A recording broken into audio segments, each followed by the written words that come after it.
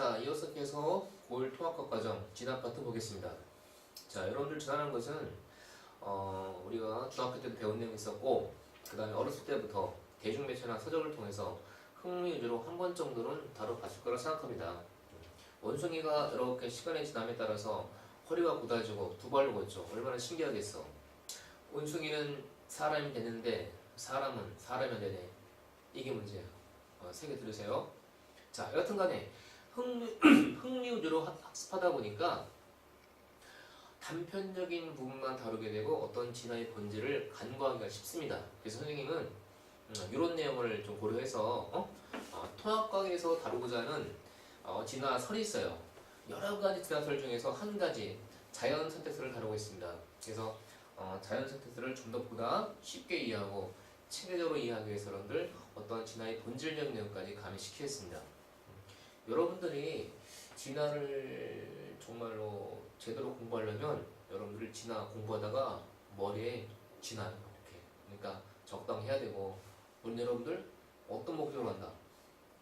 있는 그대로 말해서 학교 좀 잘 보려고, 학교 내신 1등급 받기 위해서. 선생님 너무 현실적인가요? 저는 하여튼간 이런 맥락에서 여러분들한테 수업을 지도하려고 합니다. 자, 그러면 진화 한번 내용 들어가 보겠습니다. 진화. 여러분들 이 진화에서 진자를 한자어로 쓸 때는 나갈 진자를 씁니다. 그래서 우리가 주변에서 일상에서 보통 이런 표현 들어봤죠. 진보다 진척이다. 진보 진척에서 진이 이게 진화에서 마찬가지 나갈 진자를 쓰는데, 진보란 말, 진척이란 말 들었을 때 어떤 느낌이 들고 있습니까? 빠른 템포? 이건 아니고 왠지 느린 템포, 어떤 점진적인 뉘앙스를 이렇게 우리가 느낄 수가 있습니다. 자, 그래서 진화를 문자 그대로 해석한다고 한다면 점진적인 변화 이렇게 나타낼 수가 있습니다. 근데 여러분들 이게 굉장히 점진적이다, 변화 굉장히 중요한 표현들인데, 학생들은 이 단어를 듣고 이 표현을 듣고서 선생님한테 이렇게 반문을 해야 돼요. 여러분들 반문을 제기해야 되는데 이렇게 생각할 수가 있지. 점진적인 변화다? 그럼 학생은 뭐가 변할까? 그렇죠. 변화되는 대상을 여기서 우리가 먼저 판단을 해야 됩니다. 그래서 무엇이 변화가 되겠는가? 또 학생 입장에서 들어봤을 때 왜 변화가 될까? 그렇지? 그 변화되는 이유가 중요합니다. 그리고 마지막으로 변화가 된다는데 왜 변화가 빠르게 일어나지 않고 점진적으로 서서히 일어날까? 그래서 점진적인 변화의 이유까지 우리가 이렇게 알 수 있어야 됩니다. 그래서 이런 것들을 우리가 다룰 때 좀 더 진화의 본질을 우리가 이해할 수 있다는 거예요. 자, 그래서 이제 요 내용을 갖고서 우리가 이제 통합과학에서 다루고 있는 자연 선택설을 다룰 건데, 자, 한번 진화의 본질적인 내용을 정리 한번 해보겠습니다. 자, 우리가 여러분들 이런 게 있어요. 형질이라는 게 있어요. 형질. 많이 들어본 거야. 유전에서도 마찬가지 잘 나오는 편이죠. 형질. 어떤 궤체의 특징이나 어떤 속성을 우리가 형질이라고 그러는데, 같은 종 있죠? 같은 종에서의 형질의 변화를 우리가 변이란 말을 씁니다. 핵심은 같은 종, 형질의 변화. 그렇죠? 자, 근데 이 변이가 바로 이제 진화의 시작이 되는 거야. 그래서 이 변이를 진화의 원동력이다 이렇게 얘기를 합니다. 자, 그런데 이런 형질의 변화가 자신에게만 국한된다고 한다면 의미가 없는 거 아니야. 왜? 생물체의 수명은 딱 제한되어 있잖아. 이렇게. 그렇지? 영원히 살 수 없는 거란 말이야. 그러면 이런 변이가 이런 형질의 변화가 자손까지 이어져야 한다고. 그래야 의미 있는 거 아니겠어? 자, 그래서 형질을 변화시킨 유전자가 자손에게 전달이 돼야 돼. 자, 그런데 자, 여기까지는 우리가 좀 더 이해할 수 있죠? 쉽게? 하나 더. 이 부분을 이제 통합학 과정에서 좀 약간 간과되어 있는데, 아니, 간과되는 게 아니라 이제 좀 약하게 되어 있죠? 자, 우리가 영화 엑스맨을 본 적이 있지? 그러면 인류 전체 있죠? 인류 전체에서 아주 극히 적은 인구, 한 명, 100명 정도, 10명 정도, 10명 정도가 여러분들 그런 엑스맨의 능력을 갖고 있다고 한다면 인류가 진화했다고 말할 수 있는 겁니까? 그렇지는 않지. 그렇지? 인류 전체가 그렇게 바뀌어야 인류의 진화가 일어났다 얘기할 수 있는 겁니다. 자, 그래서 하나의 개체가 몇 개의 개체가 형질의 변화를 일으키는 것은 크게 의미가 없습니다. 그래서 집단 전체, 개체를 뛰어넘어서 집단 전체의 형질의 변화가 있을 때 우리가 비로소 이거를 진화라고 얘기할 수가 있는 겁니다. 자, 이러한 맥락을 통해서 우리가 이제 통합과학이 다루고 있는 자연선 특성을 이해해 보겠습니다. 자, 방금 앞서 여러분들 진화의 원동력을 변이라고 했습니다. 자, 변이, 즉 형질 변화. 형질 변화를 일으키는 요인이 중요한데 여러분들 이 요인은 두 가지가 있습니다. 환경과 유전자. 환경에 의해서 이제 형질 변화가 생기는 케이스는 자손한테 전달되지 않기 때문에 우리가 비유전적 변이라고 얘기를 합니다. 자, 반면에 유전자에 의해서 이렇게 형질이 바뀌는 경우는 자손에게 이어지기 때문에 유전적 변이라고 얘기합니다. 앞서 말했지만은 중요한 여러분들 자손의 형질 변화가 그 부모의 형질 변화가 자손한테 이어져야 진화로서 의미가 있다고 했죠. 그렇기 때문에 환경에 의한 비유전적 변이는 진화와 무관합니다. 그리고 여기서 유전적 변이, DNA에 의한 유전적 변이만이 진화하고 직접적인 연관성이 있는 건데 이 두 가지를 모두 다룬 이유는 사실 여기서 여러분들 환경에 의한 비유전적 변이라면 배울 필요가 없어. 왜? 진화 관련이 없기 때문에. 하지만은 비유전적 변이하고 유전적 변이의 차이점을 이해하기 위해서 여기서는 잠깐 소개를 하겠습니다. 여러분들 자 환경에 의해서 형질이 바뀌는 경우가 이런 예를 들어볼게요. 한번. 왼손과 오른손이 있어. 근데 오른손잡이는 아무래도 오른손을 좀 더 사용하겠지? 뭐 그렇다고 해서 두 손의 모양이 크게 차이가 없을 거란 얘기야. 하지만은 극단적으로 왼손을 전혀 사용하지 않고 오른손을 과도하게 사용한다고 한다면 시간이 지나서 두 손의 크기가 현저하게 차이가 날 겁니다. 이런 경우가 이제 형질 변화가 되겠지. 하지만 이렇게 두 손의 크기 차이 나는 것이 유전자가 달라진 거야? 그렇지는 않습니다.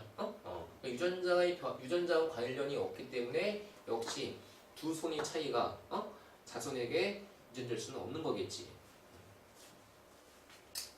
자, 그래서 이제 우리가 여기서 환경에서 얻은 형질이 있죠. 이걸 우리가 획득 형질이라고 부릅니다.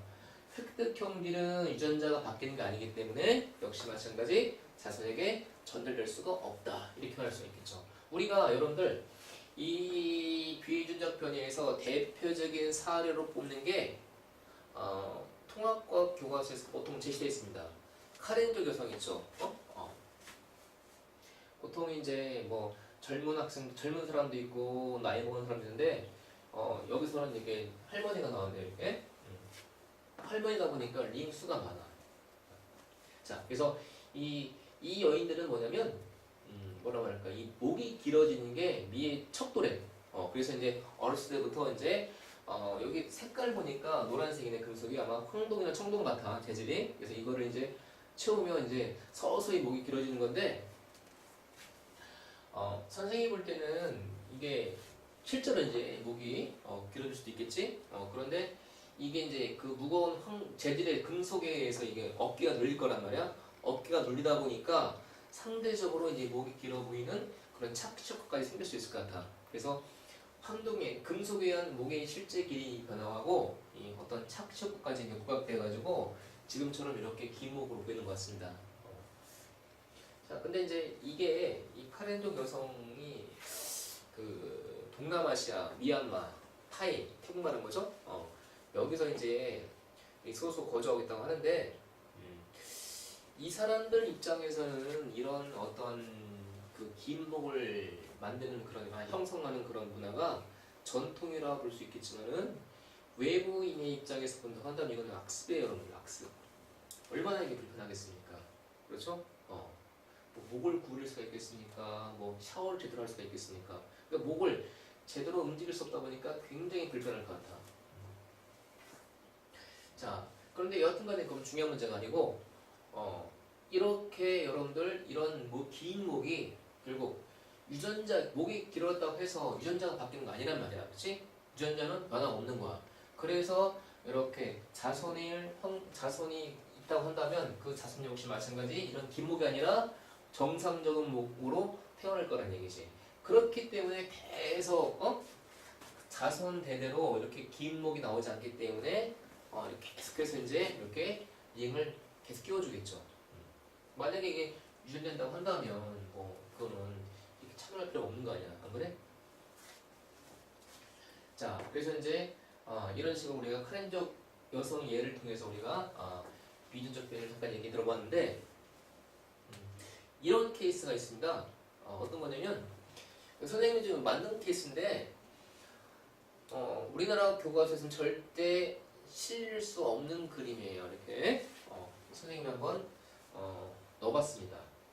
편하게 보세요.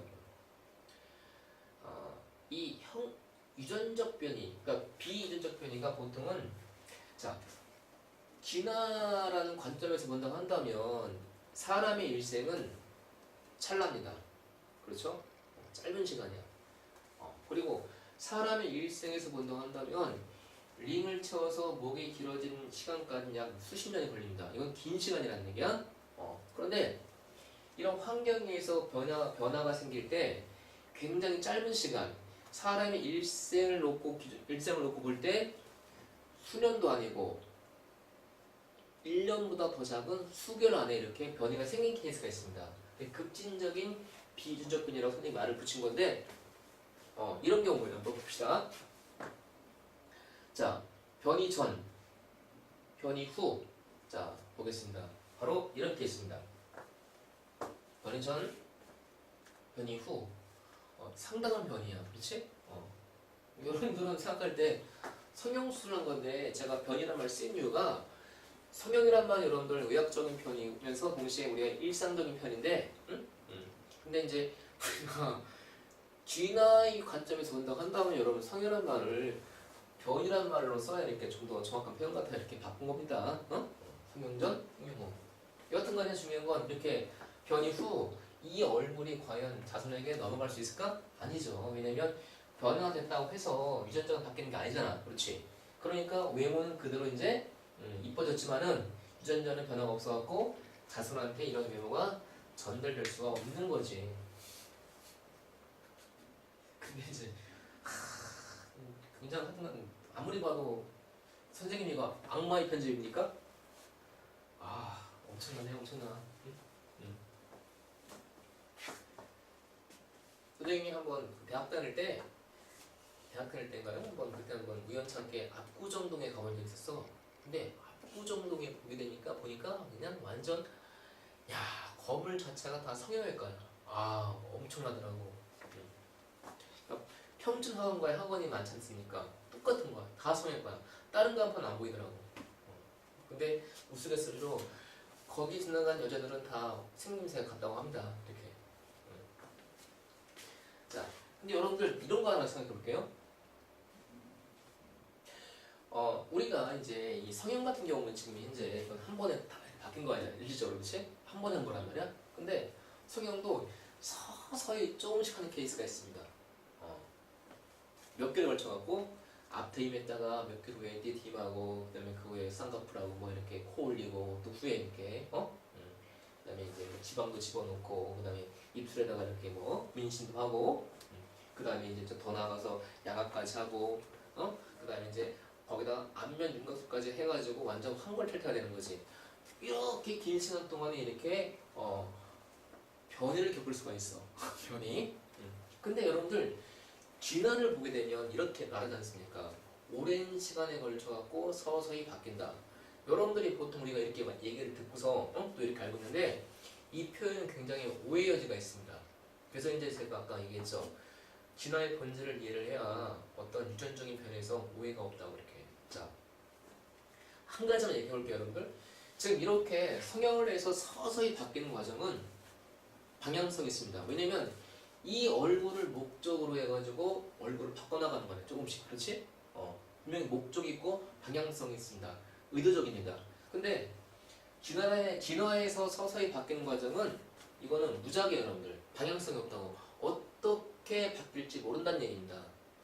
그래서 자연 선택설을 주장한 찰스 다윈이 있죠. 찰스 다윈도 진화의 방향성은 알 수 없다고 했습니다.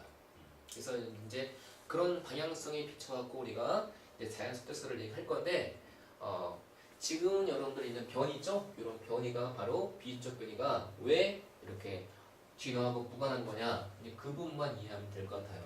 자, 또 이제 다음 내용 진행해 보겠습니다.